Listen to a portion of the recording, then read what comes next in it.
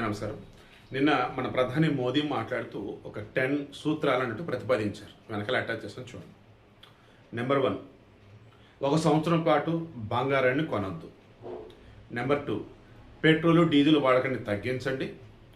And వీలైతే మెట్రోలు కనుక ఉన్నట్టయితే హ్యాపీగా మెట్రోలో ప్రయాణించండి. నెంబర్ 3, నేను మిస్ అయినా సరే వెనకాల ఉంటే చూడండి, ఓకేనా. ఏం చెప్పారు? వర్క్ ఫ్రమ్ హోమ్ని ఎంకరేజ్ చేయండి. మళ్ళీ ఆఫీసులు రావటాలు, ట్రాన్స్పోర్ట్ ఇవన్నీ వద్దన్నట్టు. తర్వాత సోలార్ పంప్ సెట్లు, అంటే అటు కరెంట్ వద్దన్నట్టు, సోలార్ పంప్ సెట్లు వాడండి అన్నట్టు.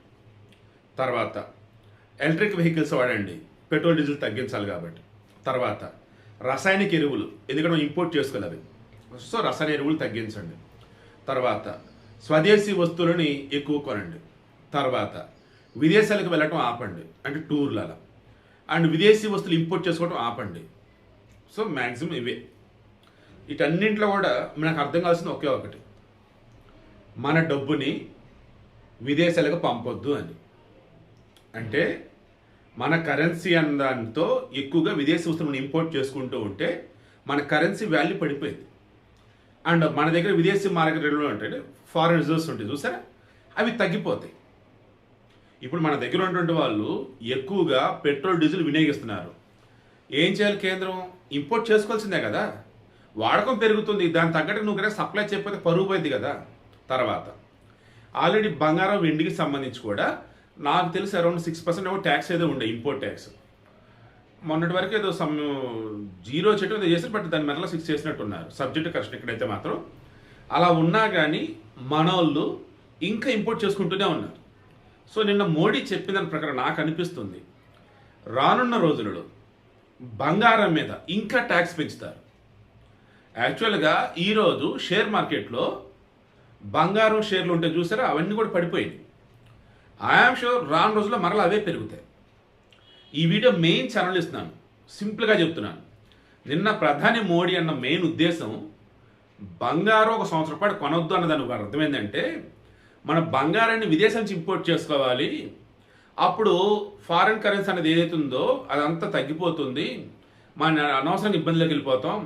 ఆల్రెడీ ఉన్నటువంటి డబ్బులో అత్యధికం మనం ఆయిల్కే వాడుతూ ఉన్న రిజర్వ్స్కి, దాన్ని ఇంకా బంగారం వాడనట్టయితే మన కరెన్సీ వాల్యూ పడిపోయేది, ఇంటర్నేషనల్ మార్కెట్లో ఇబ్బంది పడతామని. ఇంకోటి ఇందాక చోటమచ్చా, మన ఇంట్లో వాడే నూనెలు ఉన్నాయి కదా, ఎక్కువగా అవి కూడా మనం ఇండోనేషియా, మలేషియా అక్కడి నుంచి ఇంపోర్ట్ చేసుకుంటూ ఉంటాం, ఈ రష్యా, ఉక్రెయిన్ అటు నుంచి కూడా.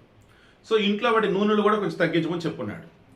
సో ఓవరాల్ మొత్తం మీద నిన్న ఆయన చెప్పింది ఏంటంటే, బాబు ఓన్లీ మన దేశంలో ఉండే వాటిని హ్యాపీగా వాడుకోండి, మ్యాక్సిమం విదేశాలకు సంబంధించి డబ్బు పంపటాలు కానీ అండ్ విదేశీ వస్తువులు ఇంపోర్ట్ చేసుకుంటూ చేయొద్దన్నారు. లిబరలైజ్డ్ రెమిటెన్స్ స్కీమ్ అని ఒకటి ఉంటుంది, దాని ప్రకారం మన దేశంలో ఉన్నటువంటి వాళ్ళు ఫారిన్ కొంత డబ్బు పంపవచ్చు. దాని మీద ఇప్పుడు ఆర్బీఐ వచ్చేసి మానిటరింగ్ చేయబోతా ఉంది. సో డబ్బు వచ్చేసి ఇక్కడి నుంచి వేరే దేశం పంపుతున్నా ఎవరన్నా, దాని మీద ఇప్పుడు ఆర్బీఐ నిఘా ఉంది. అండ్ మీరు ఫారిన్ నుంచి ఇంపోర్ట్ చేసుకుంటూ ఉన్నా వాటికి సంబంధించి ఐఆమ్ షూర్ రాను రోజుల్లో భారీగా ట్యాక్సులు పెంచుతారు. ఇప్పుడు ఎలక్షన్ హడావుడి, ఆ కాంగ్రెస్ల హడావుడి అన్నీ చేస్తున్నారని చెప్పేసి ఈ పెట్రోల్ డీజిల్ మీద రేట్లు పెంచలేదు, కానీ కమర్షియల్ సిలిండర్ మీద 900 పెంచారు. ఎందుకు? బ్లాక్లో 6 ఏళ్ళు 10 ఏళ్ళు పెట్టుకుంటున్నారు, 3 ఏళ్ళు పెట్టి కొనలేరా, 2 ఏళ్ళు పెట్టి కొనలేరా అని చెప్పేసి అలా చేసేసారు.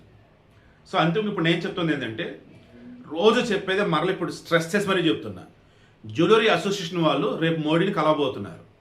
మీరు ఏదైతే చెప్పున్నారో 1 ఇయర్ పాటు బంగారం కొనొద్దని, దాని ఎఫెక్ట్ భయంకరంగా మా మీద పడిద్ది, సో సేల్స్ పడిపోతాయి, మేము రోడ్డుని పడాలి అని మరి ఏం చెప్తారేంటో తెలియదు. కానీ ఈ నిజంగా అమాయకులు అనుకోవాలి, బంగారం రేటు తగ్గుతుందంటే కొనుక్కునే వాళ్ళు ఉంటారు కదా, అండ్ రేటు తగ్గింది కొనుక్కునే వాళ్ళు ఉన్నారు, అప్పుడు ఇంకా ఇంపోర్ట్ చేసుకుంటూనే ఉంటారు కదా. చిన్న లాజిక్.